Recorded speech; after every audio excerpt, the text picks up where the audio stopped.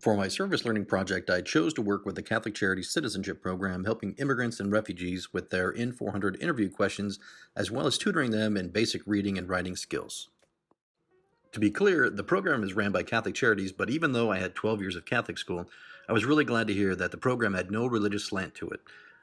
All people and all religions are welcome in the program, and the only mention of God, as far as I could tell, was in the reciting of the Pledge of Allegiance. Over the past 10 years, I've sought out different cultures so that I could better understand my own place in the world.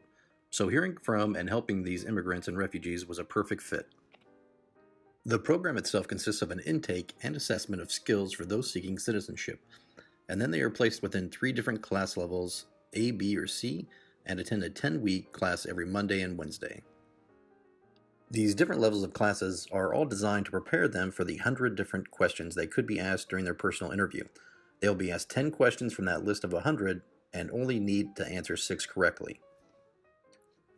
They are also being evaluated on their ability to comprehend the English language and if they are able to make small talk with the interviewer.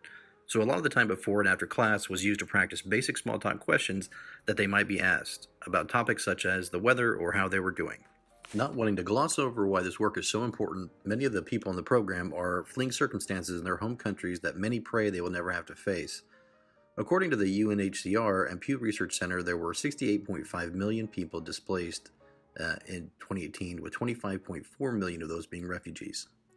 Over 44,000 people every day are forced to flee their homes due to conflict and persecution, and less than 1% of refugees are ever resettled.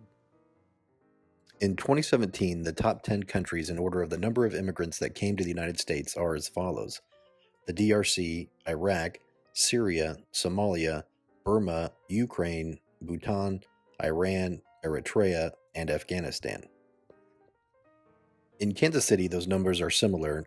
In 2018, Kansas City had 141 refugees that arrived from another country and 125 refugees that migrated to Kansas City after arriving somewhere else in the States.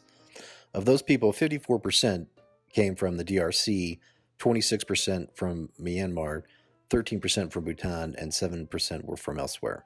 In my experience volunteering with Catholic Charities, I interacted with people from the following countries that are represented on this map: the DRC, Iraq, Somalia, Togo, Burundi, El Salvador, Mexico, Brazil, Ukraine, Bhutan, Myanmar, Eritrea, and Syria.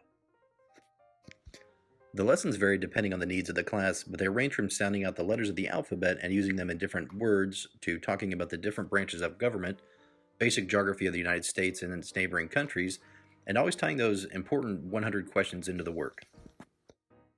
The questions they could be asked include subjects like what colors are on the American flag, who is currently in the White House, and why are there 13 stripes and 50 stars on the flag. They also get to listen to Pink singing the national anthem before the Eagles beat the Patriots and practice singing along. To honor America and perform our national anthem, please welcome 3-time Grammy winner, Pink. I think what I take away more than anything from this experience is an even greater understanding of why these people should not be demonized, and how uplifting their stories are and how much they truly have to offer this country. Red mask. What is the name of national anthem?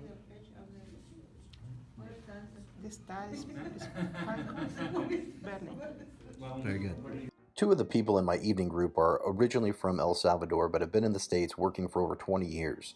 They have lived here longer than anywhere else in the world, and it's home to them. Jose does bridge work off K10, and Maria works in housekeeping at a nursing home. They represent the best about what makes us Americans.